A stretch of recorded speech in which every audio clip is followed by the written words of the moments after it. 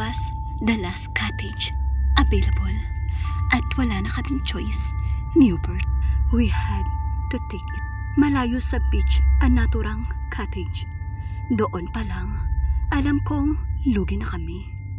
Bukod sa malayo, may kalumaan na iyon. Gawa sa usual na kahoy at nipa ang cottage. Just like the rest of the cottage around the island, aakyat ka sa ilang baitang inside. It was like a big bedroom. May kama, of course, aircon at sariling CR na may bathtub. At ang walk-in closet na niluma na rin ng panahon. Sa kisame, napansin kong may sapot pa ng gagamba. Biniro ko tuloy yung manong na naghatid sa amin sa cottage. Manong, mukhang matagal nang hindi natitirhan ito ah. Nangiti lang ang matandang lalaki. Talagang matagal nang bakante ang cottage na to. Bakit, Manong? Tanong ni Hubert. Hindi ba parati namang matao sa Boracay tuwing mahal na araw?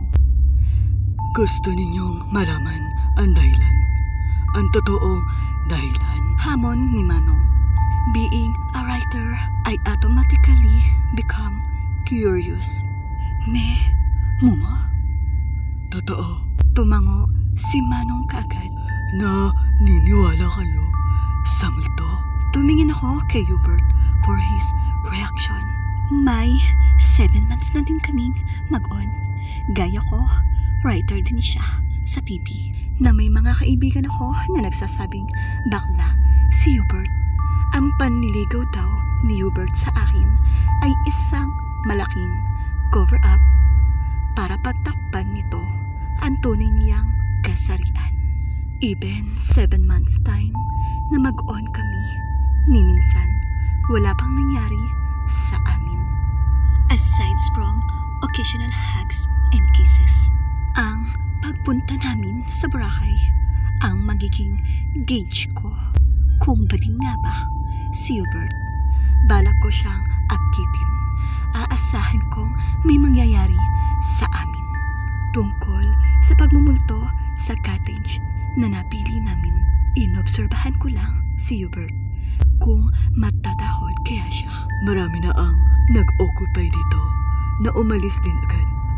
Walang tumagal ng mahabang panahon sa cottage na to. Patuloy na paliwanag ni Manong. Hindi ako naniniwala sa multo. Mabuti kung ganun.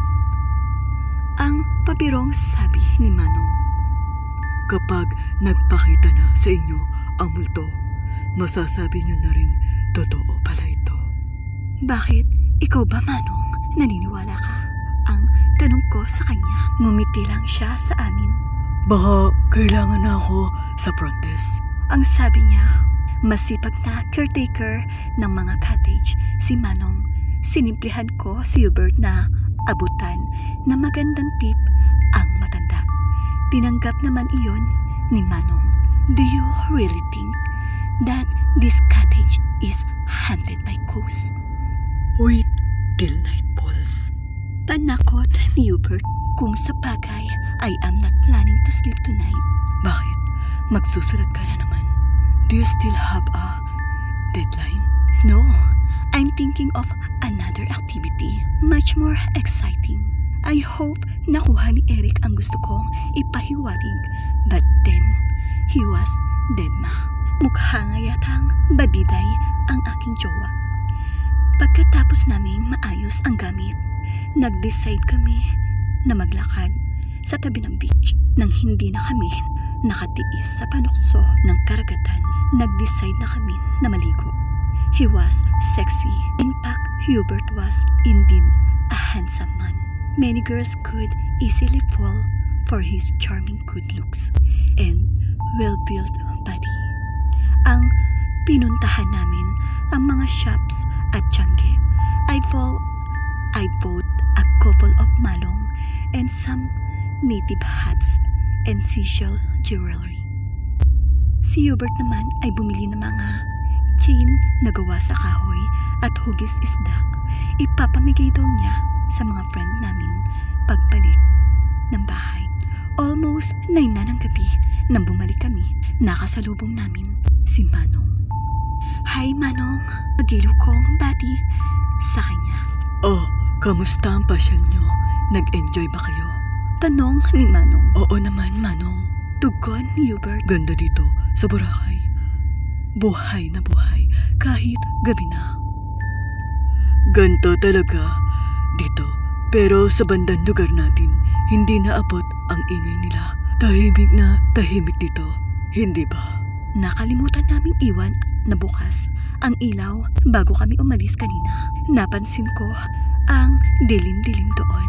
Then may napansin akong may isang bagay. I thought I saw a woman sitting in the wooden chair inside the porch. It was a ghost o epekto lang ng kwento ni Manong. Hindi ko na sinabi kay Hubert ang napansin ko. Pumasok kami sa loob. Napansin agad ni Hubert na bukas ang sidewalk closet. Sinara ka ito bago tayo umalis kanina. Ang sabi niya, baka maluwag lang ang pinto. Nahiga agad ako sa kama. Anong ginagawa mo dyan? Tanong ko habang nakahiga pa din sa kama at nakatingin ang mga mata sa kisame na may agyo pa rin ng gagamba. Just checking kung may nawawalang gamit sa atin. Ikaw naman napaka-paranoid mo. Halika na dito. Yaya ko. Nakatuon pa rin ang panin ko sa kisame. Magbibihis lang ako. Ang sabi ni Hubert. Bumangon ako, nag-decide ako na magbanyo na rin para tuloy-tuloy na ang tulog ko mamaya. Dalian mo, ang sabi ko. Lumakad ako patungo sa CR. Bukas ang pinto. Nangiti ako when I'm about to enter. Biglang nagsalita si Hubert. Bakit? Tanong niya. Gulat akong napatingin sa kanya. Nakarobe siya. Kagagaling lang niya mula sa walk-in closet. Andyan ka pala, sabi ko. Oo. Bakit? I thought nasa CR ka. Ngayon pa lang ako papasok. Sana sa CR. Pero kung gusto mo, mauna ka na. I'll wait. Nagtaka talaga ako. I was sure na may pumasok sa CR kanina. Pero kung hindi si Hubert, sino? Was it the ghost? Well, hindi naman ako natakot that time. Katwiran ko, ano naman ang maggagawa sa akin ng multo. Nag-toothbrush ako, nagsabon na mukha, naghugas ng aking hiyas for presentation. Was I came out, nakabra na lang ako at panty. Napatingin si Hubert.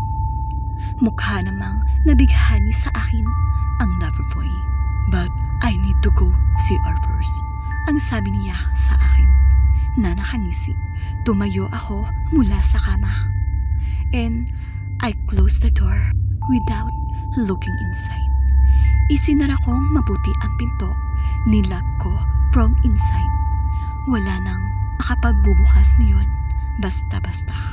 Unless I used the key. Bumalik ako sa kama. My boyfriend is a man. A man of many talents sa kama. Napatawa ko. Bakit? Nagtakang tanong niya. Wala lang. I really enjoy you tonight. Ikaw, happy ka pa? Oo naman. Bukas pa rin ang ilaw at maliwanag. Tiningnan naming pareho ang nakasaradong pinto sa walk-in closet.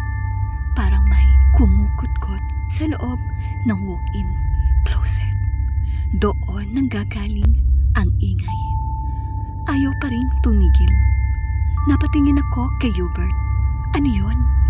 Tanong ko sa kanya. Baka daga. Takot ako sa daga. Pag-amin ko. Sige, dito ka lang. Bubuksan ko yung pinto.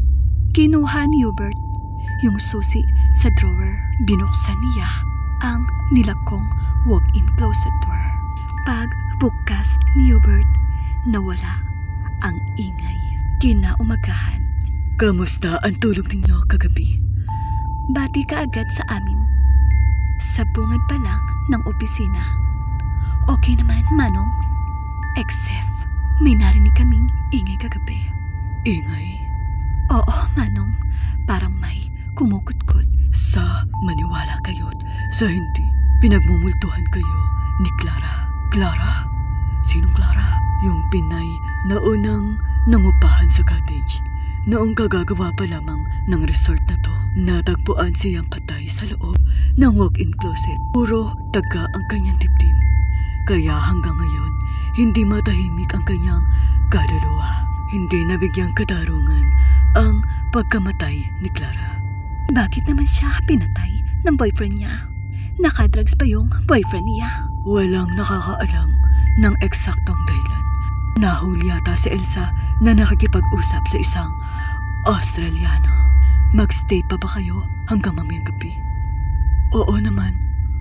Muli kaming nakarinig ng tunog. Naalala ko tuloy yung sinabi ni Manong.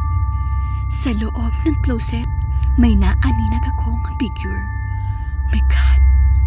Mukha ng isang babae. Maputlang maputla. Nakikita mo rin ba? Yun nakikita ko. Oo. Sabi niya, may mukha. Nakatingin sa atin. Mukha ba ni Clara yun? Ewan ko. Unti-unting gumalaw yung mukha. Yumuko iyon. Then yung mukha ay nagkakaroon ng katawan. Nakaputing robe. Duguan iyon. Bumabang siya papalabas sa walk-in closet. Papunta sa direksyon namin. Napasigaw ako. Hinatak niya ako. Napatakbo kaming palabas ng cottage. Manong! Manong! Iyak kong tawag sa kanya.